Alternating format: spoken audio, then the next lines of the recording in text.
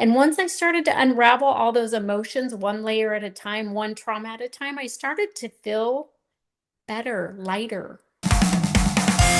You're watching the Spotlight Network, starring Hollywood's newsman, And if you're just Logan to Crawford. investigators, they now believe a single member. He works with TV and film legends. And now, Logan's shining the spotlight on the world's top emerging authors and creators. International were abducted. This is Spotlight with Logan Crawford, streaming on Roku, Apple TV, and Amazon Fire TV. I'm Logan Crawford, and right now on Spotlight, we're diving deep into generational trauma, self-love, and spiritual healing with a terrific author. Her name is Christina Jacobsen, and she has penned a powerful book. It is called Restoring Myself to the Love That I Am. Christina's powerful journey from childhood pain and feelings of worthlessness to discovering her true identity as love itself will inspire anyone struggling with trauma, low self-esteem, or feeling unloved. This Boeing engineer turned energy healer is on a mission to help you break free from inherited pain and rediscover who you truly are. We're delighted to have this very talented author join us here today. We thank the team at Mainspring Books for helping us put her on TV today, and we ask viewers like you to support authors like her by subscribing to our channel and by purchasing her amazing book. The links are below this interview. Christina, thank you so much for joining us here today. Thank you for having me. It's a true honor and a pleasure. This book is terrific. A lot of people suffer from the cycle of generational trauma in their families. Talk to us a little bit about what generational trauma is or means and how people can recognize it in their lives. Well, for my mom, she got pregnant at 16 years old, and my grandma had had her own generational trauma from her life situations. And when my mom got pregnant, um, obviously they weren't excited about the pregnancy. So my mom felt shameful, and she had burdens from her mom, and my grandma had been married 3 times, had some struggles with relationships. My mom had never met her real dad. My grandma was left by my grandfather, and she remarried when my mom was 2. That didn't work out. That stepdad abused my mom, and then she was married. My grandma was on her third husband, and my mom got pregnant with me. And there was a lot of shame there just because of religion beliefs. And so my mom took on the feeling of shame.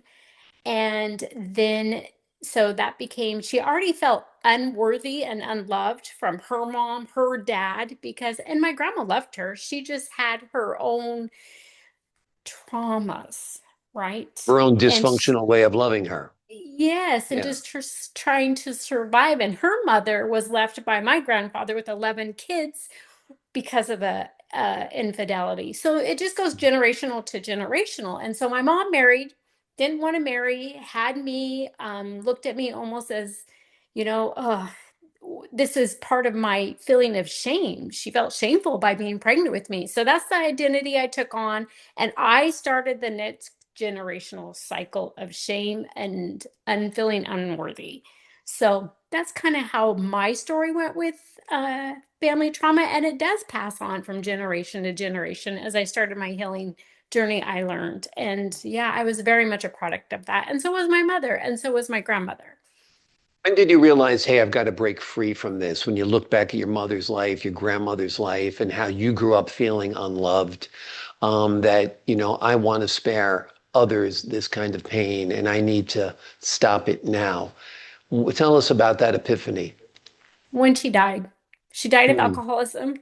And I told myself, I don't want this for my family. My mom was beautiful inside and out. She was just clouded with her darkness of the pain she felt from being abandoned by her father, not feeling loved by her mom's other husbands. And her mom was busy just trying to survive, and she didn't feel loved, obviously. And so that's when I said, okay, this is my wake up call. I never felt loved by my mom, and because my mom didn't feel loved herself, she turned to alcohol to numb out herself. So I realized I don't want to do that for my children, because I already the emotion of shame was who I was. So I was attracting that in my life. And then my kids were seeing that and becoming part of that. So her death was my wake up call. And I realized I've got to change this. So unfortunately, dying of alcoholism and watching that was the greatest gift for me Yeah. Well, you and took my kids a and my dark moment grandkids. and turned it into something empowering, Yeah. which was what we try to Yes. do in life Yes. when at all possible. What did you do to change things? Well, honestly, I started to feel sick and no doctors were able to help me or counselors. So I went to a naturopath. The naturopath sent me to an energy healer. Hmm. And then we started to unravel all the pain traumas within my energy field in my body. Hmm. And so that's what got me started. And then just several energy healing sessions. Um, Doing emotion code clearing with Dr. Bradley Nelson, that helped me probably the most, releasing all those traumas one layer at a time.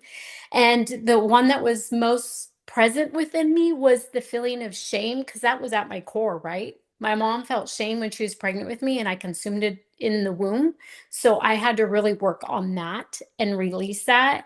And once I started to unravel all those emotions one layer at a time, one trauma at a time, I started to feel better, lighter. So yeah, Like energy the healing. weight has been lifted from you. Yeah, Yes, and the yeah, emotion code clearing. Yeah, that's what yeah. probably helped me the most. And yes, I did continue to do counseling and talk therapy, but really getting it out of my system, doing a cleanse. And when I did the cleanse, the energy emotion cleanse, I was also healing my family from past generation and generation to move forward. Yeah. Wonderful, wonderful. Talk to us about what it means to you that you are love rather than seeking love from others. So it hard lesson I had to learn because I was married 3 times and Mhm. each time failed. And I thought, okay, if I love them so much, I was almost codependent, trying to save them, then they'll love me back, right? I learned through all that and unraveling that I had to find my core self before I could even be loved. I had to love me first. And ironically, going through that, I started to see I am love. That's what God created me to be. I just felt shameful. And because I took that emotion on, I attracted that in my life. So to be loved and love yourself, that's who we are. That's who God created us to be. We came into this world as love. A baby is love. But as we feel our family's traumas that we inherit from just the pain that we collect from others, and people don't intentionally mean to hurt you, but they have their own pain bodies that they're, projecting out. So yeah, once I got that all out and understood my mom did love me, she was just projecting her pain to me. And yeah, yeah, Exactly. I think most parents do the best they can possibly do under the circumstances under which they were raised. So, absolutely. I mean, nobody's perfect. Everybody, they're trying their best. They might have screwed you up a little bit. My parents might have screwed me up a little bit. It's part of it. And you realize once you are a parent that you're more or less a kid when you become a parent. I mean, Yes, and that absolutely true. Yep. yeah, you're very And young. You're making it up as you go along. You're reading this, you're reading that. You're remembering what your mother told you, which might have yes, been completely wrong, you know. right. So, it is. That's the whole generational thing you're talking about. Yep. You more than sought talk therapy and so forth, you actually started studying religion and spirituality. Tell us about why you decided to formally study it at Morris Pratt. I started to study religion because religion is what made my mom feel shameful. So I Mm, thought, okay, let me, because I love God, and I grew up with two grandmothers from two different religious beliefs, and then I worked at Boeing, and my manager had a different religious belief, and I have so much respect for him. So I'm like, there's all these different religious beliefs, and the core is love. So I wanted to study the different beliefs, and then through all the studying, I just found out the main message is love. If we focus on that, every religion's right. But in my mom's case, she took on the judgment side of religion. So that's where she got lost. Yeah, so that's why I wanted to study religion, so I could help people see that really God sees it all religion as long as you're in alignment with love. Right. And that's her era when she grew up. I think priests were more fire and brimstone and so forth, Yes, or rabbis yes, or whomever. I mean, it was a condemning God, a vengeful God. yes, I think now we're taught more about a loving God. And absolutely. yeah, it's much more peaceful, to embrace a God that's loving and forgiving than a love that God that's vengeful and, so forth. Yeah, you're going to hell. And I thought, okay, my mom's sin is it, she thinks she's going to hell because of me. What a icky feeling to grow Yeah, up feeling, right? exactly. Exactly. So Yeah. yeah, that's why I wanted to study religion to understand it. You also studied poverty. Tell us about why you chose to study that and how it's connected to your healing work. Because my brother is schizophrenic. Mm, He lived on the streets for years. Because he didn't want to be in the mental hospital. So the mission I found to be the most loving place. They helped my brother, they loved him, and watched how they would love people on the streets mm, made me want to study it and understand it. So yeah, that's why there's yeah, love there. I thought it was yeah, beautiful. yeah, yeah. Yeah, It is. that's It why. is.